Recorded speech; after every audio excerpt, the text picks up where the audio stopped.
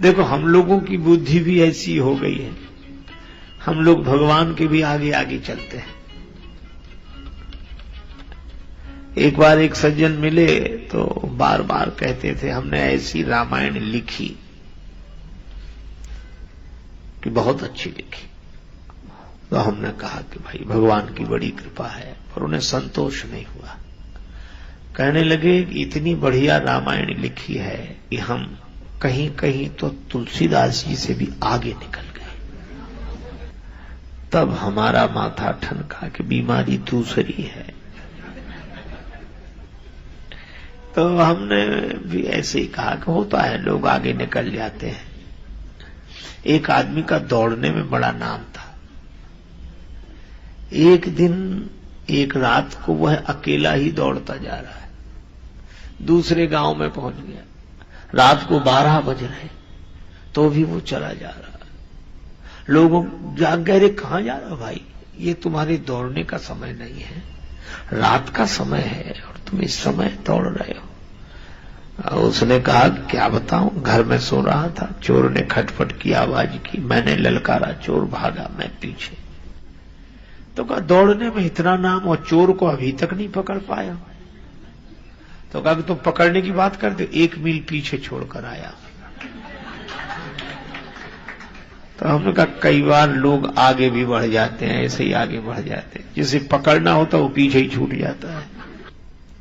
अच्छा, और भगवान की भी एक आदत है, जो उन्हें पीछे छोड़कर आगे बढ़ता है उसके वो पीछे पड़ जाते हैं,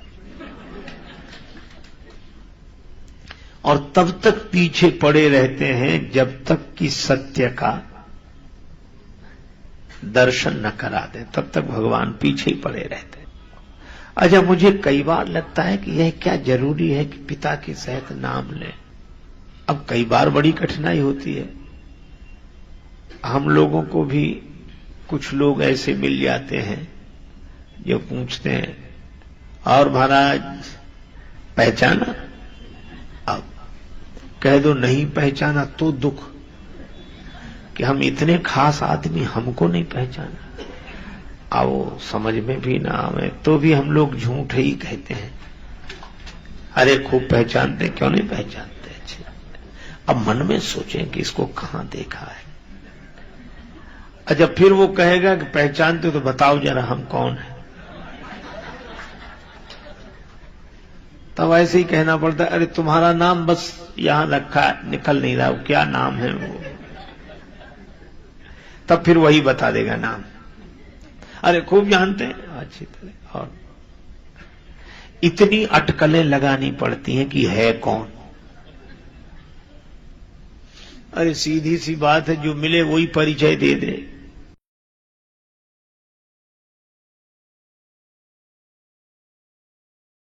एक आदमी का हुआ विवाह, घर लौटा, दोपहर का समय, जून का महीना, मां ने हृदय से लगाया, बेटा बहू को लेकर आया। मां बोली, और बेटा, और तो ठीक है मम्मी, नहाना है। मां बोली तो नहा ले। बोले गर्म पानी कर दो, ठंड लग रही। जून के महीने में दोपहर को 12 बजे, जवान आदमी, ठंड लग रही है। उसकी पत्नी ने सुना तो चूड़ियां फोड़नी शुरू की। सास बोली कुलच्छनी ये क्या कर रही है, चूड़ियां काहे को फोड़ रही है। पत्नी बोली माता जी हमने सोचा कि जो कल करना है सो आज ही करें। जिनका जून में ये हाल है ये जनवरी में बचेंगे। देखो हम लोगों की बुद्धि भी ऐसी हो गई है, हम लोग भगवान के भी आगे आगे चलते हैं।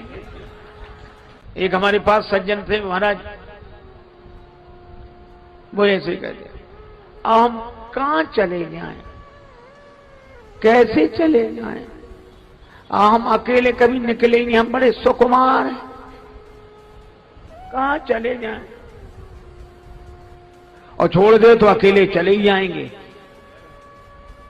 कई बार आए गए। एक बार बोले हम बड़े सुकुमार हैं। अरे उनका सुकुमार नहीं, कमजोर हो, ये कहो कमजोर। सुकुमार माता पार्वती हैं, अति सुकुमार नतन तप जोगु, लेकिन तपस्या आरंभ कर दी शिव जी का नाम लेकर। भगवान तो एक, देखने वाले अनेक, लेकिन सबको अलग अलग तरह से दिखाई दे रहे हैं।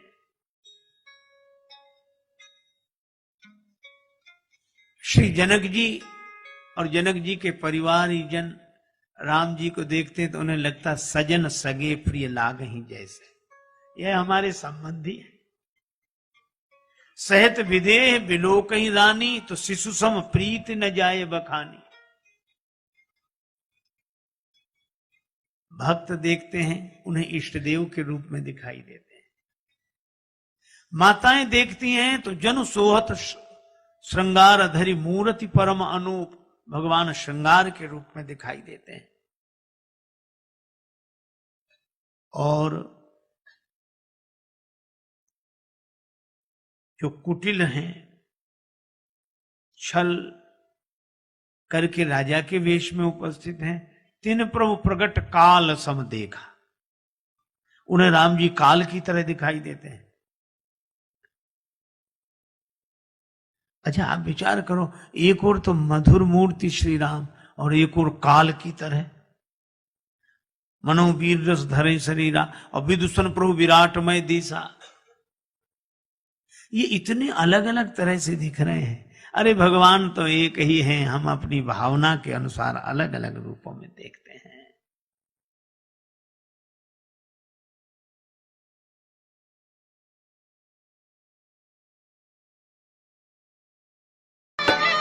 एक व्यक्ति गया, भगवान शंकर का बड़ा नाम सुना था, दानी कहूं शंकर समनाही, सोचा उन्हीं से मांगेंगे।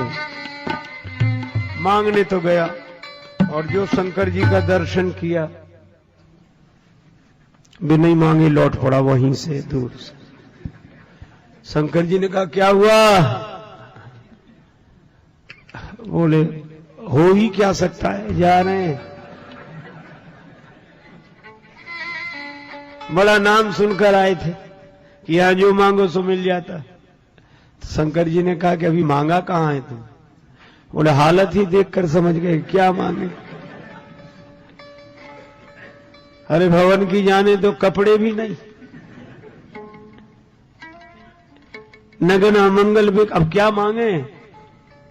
कवितावली में श्री तुलसीदास जी कहते हैं कि वह निराश होकर जाने लगा तो शंकर जी ने कहा मांगनो खांगनो देखी के नागो कहे। शंकर जी कहते हैं खांगनो देखी के नागो कहे, खांग रे खांग, मांग रे मांग, पर एक शर्त है क्या? जनी मांगी है थोड़ो, थोड़ा मत मांगना, जो मांग सको जितना मांग सको, दानी कहूं शंकर समनाही। भाग्य में न लिखा हो सुख तो शंकर भगवान दे सकते, भाव्यू मेट सकही त्रिपुरारी। अच्छा, ऐसी ऐसी युक्तियां शंकर जी की बात चली थी। एक बात सुनाऊं, काशी में एक ब्राह्मण थे, उनके संतान नहीं। ब्राह्मण दंपति ने तपस्या की, भगवान शंकर प्रसन्न हो गए। क्या चाहते हो? महाराज आपकी कृपा से सब कुछ है, पुत्र नहीं। शंकर जी बोले पुत्र दो तरह के होते हैं, सुपुत्र और कुपुत्र। किस तरह का चाहते हो? कुपुत्र की उम्र लंबी होगी पर जीवन भर दुख देगा, सुपुत्र की उम्र कम होगी पर तुम्हें सुख देगा। ब्राह्मण ने कहा सुपुत्र ही दे दो। अब शंकर भगवान ने कैसी परीक्षा ली, बड़ा अच्छा पुत्र होगा, 5 वर्ष की उम्र रहेगी। अंतर्धान हो गए शंकर जी। अब ब्राह्मण सुखी भी और दुखी भी। बालक का जन्म उम्र पता थी, इसलिए परेशान। 1 वर्ष 2 वर्ष 3 वर्ष 4 वर्ष, बालक की उम्र में 1 वर्ष शेष रहा। एक ज्योतिषी से पूछा कुछ हो सकता है? ब्राह्मण देवता ने कहा किसी सिद्ध संत का आशीर्वाद मिल जाए। तो सिद्ध संत कहां मिलेंगे? ब्राह्मण ने कहा इस झंझट में ही मत पड़ो कि कौन सिद्ध है कौन नहीं है, तुम तो सबको सिद्ध मानना शुरू करो, कोई ना कोई मिल ही जाएगा। संत संत हैं, बस ठीक है। और तुम सब में भगवान के भाव से प्रणाम कराओ बालक को। ब्राह्मण ने गंगा जी किनारे काशी में कुटिया बना ली, पुत्र को लेकर रहने लगे। जो रास्ते से निकलता बालक उसी को प्रणाम करता, नर नारी निकले जिते युवा वृद्ध अरु बाल, गो गजबाज अनेक पशु सूकर स्वान श्रगाल, आवत देखे दूर ते जोरे दो हाथ, पुण्य प्रणाम सबको करत धरि धरि मही में मात। हथेलियां खड़ी हो गई, सिर पर चिन्ह बन गया। लेकिन भगवान की लीला बड़ी विचित्र। जब बालक की आयु में रहे 3 दिन शेष, बड़े भाग्य से ते ही मग सप्तऋषि की ओर प्रवेश। सप्तऋषि निकले, मुनिमंडल को महिमे पर के दुज बालक दंड प्रणाम किया। चिरजीवी भव चिरजीवी भव, ऋषियों ने आशीर्वाद दिया। सप्तऋषि बोले चिरंजीवी भव चिरंजीवी भव चिरंजीवी भव।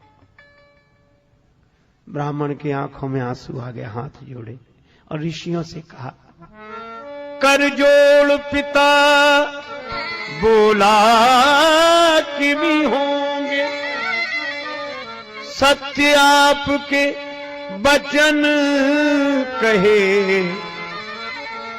इस दीन अभागे बालक की आयु में शेष दिन 3 रहे। 3 दिन शेष है। सप्तऋषि एक दूसरे का मुंह देखने लगेगा। अब ब्राह्मण बोला, आप जानो और आपका आशीर्वाद जाने। ऋषियों ने कहा, यह तो संतों की प्रतिष्ठा की बात है। आपस में सलाह की। ब्राह्मण से बोले, तुम अपना बेटा आज ही हमें दे दो, कल्याण होगा इसका। बालक प्रदान कीन्हो करके कठिन हिया, ऋषियों ने क्या किया मुनियों ने क्या किया।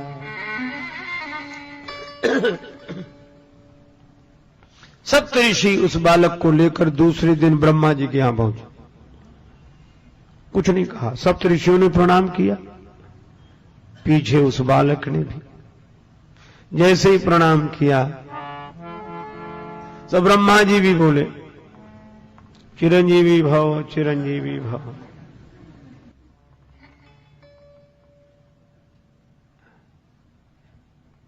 सुनि ब्रह्म वचन हंसी के मुनि मंडली चली। ब्रह्मा जी की बात सुनकर सप्तऋषि प्रसन्न हो गए, मुस्कुराने लगे और क्या बोले, सुनि ब्रह्म वचन हंसी के मुनि मंडली चली, चलो अपनी बला टली अपनी बला टली। ब्रह्मा ने चारों मुख से चिरजीव कह दिया, ब्रह्मा चारों मुख से चिरजीव कह दिया। ऋषियों ने क्या किया मुनियों ने क्या किया।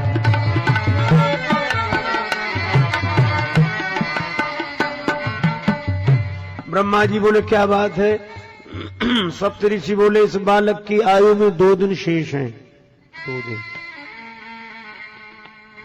ब्रह्मा जी बोले, हम तो आशीर्वाद देकर फंस गए। सप्तऋषि बोले, ऐसे ही तो कल हम फंस गए थे,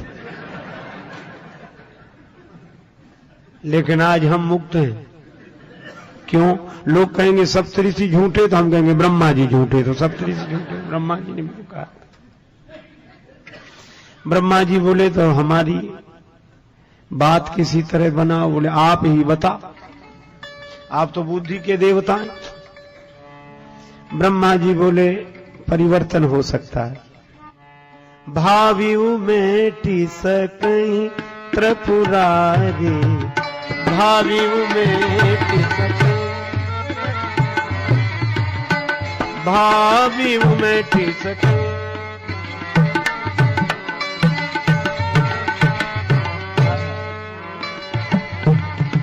मेटे सकई सकई सकई।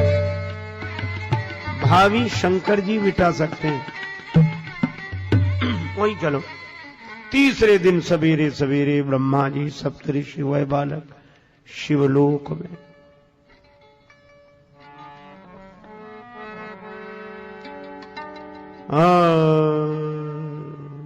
प्रातः काल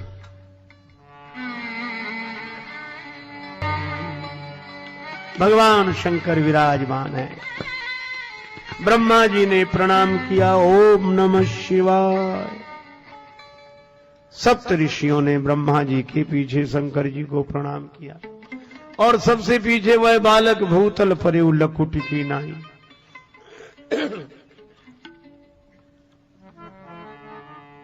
शिव ने विनीत हंस के मुख पंच से कहो, चिरजीव सुत रहो, चिरंजीव सुत रहो। अब तो ब्रह्मा जी खुश हो गए, कब हमें भी कोई डर नहीं। ब्रह्मा का भार भोले बाबा ने ले लिया, ब्रह्मा का भार भोले बाबा ने ले, भोले बाबा ने, भोले बाबा ने ले लिया। ऋषियों ने क्या किया, मुनियों ने क्या किया। शंकर जी बोले बात क्या है? कहा आप जानो, एक दिन बचा है इसकी उम्र में, एक दिन शेष है। किसका बालक है? सप्तऋषियों। ब्रह्मा जी बोले सप्तऋषियों से पूछो। सप्तऋषि बोले काशी के उस ब्राह्मण का। शंकर जी बोले यह तो हमारे ही आशीर्वाद से, वरदान से दिया हुआ पुत्र है। ब्रह्मा जी बोले तब तो और बढ़िया बात बन गई। भावियों मेट सकहीं त्रिपुरादि, काल से तो महाकाल ही बचा सकते हैं। करालम महाकाल कालम कृपालम। देवादिदेव भगवान शंकर ब्रह्मा जी से सप्त ऋषियों से बोले आप लोग जाओ, इस बालक को यहीं छोड़ जाओ। भगवान शिव ने कहा ओम नमः शिवाय का जप करते हुए बिल्व पत्र शिवलिंग पर चढ़ाते रहो, निश्चिंत रहो। बालक वैसे ही करता रहा। शाम को उस ध्यान मग्न बालक के गले में यमराज ने फांसी का फंदा डाला। समय हो गया था। भगवान शंकर ने देखा कि बालक घबरा कर शिवलिंग से लिपट गया। शंकर जी प्रकट हो गए, त्रिशूल लेकर यमराज पर झपटे। यमराज ने हाथ जोड़ लिए, हे देवादिदेव महादेव, यह तो आपके ही विभाग की बात है, ये संहार विभाग तो आपका ही है, अपने ही डिपार्टमेंट में गड़बड़ी आप ही। शंकर जी बोले क्यों? बोले आपने ही ने कहा। यमराज बोले कि 5 वर्ष की उम्र आपने ही दी है, सो पूरी हो रही है। शंकर जी बोले यह बताओ, इस बालक को उम्र तुमने दी है कि हमने? यमराज बोले आपने। तो कहा इसकी उम्र तुम्हारे हिसाब से पूरी होनी चाहिए कि हमारे हिसाब से? यमराज बोले कि सरकार का हिसाब सुनना चाहते।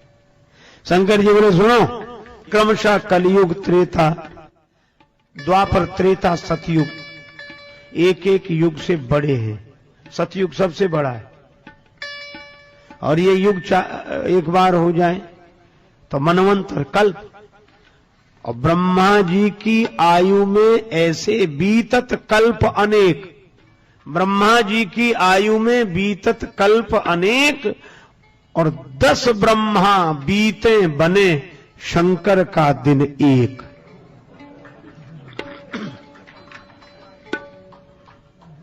ऐसे दिन के मास गिन, ऐसे दिन के महीने बनाओ, और मासों के पुण्य वर्ष, और ऐसे 5 वर्ष रहे बालक सुखी सहर्ष। यमराज ने कहा कि प्रभु, जब आपकी एक दिन में 10 ब्रह्मा बदल जाते हैं तो यमराज कितने बदलेंगे इसलिए। और वह बालक अमर हो गया। महाप्रलय में भी उसका नाश नहीं होता और वे यशस्वी ब्राह्मण पुत्र ही ऋषि मार्कंडेय के नाम से प्रसिद्ध हुए। महर्षि मार्कंडेय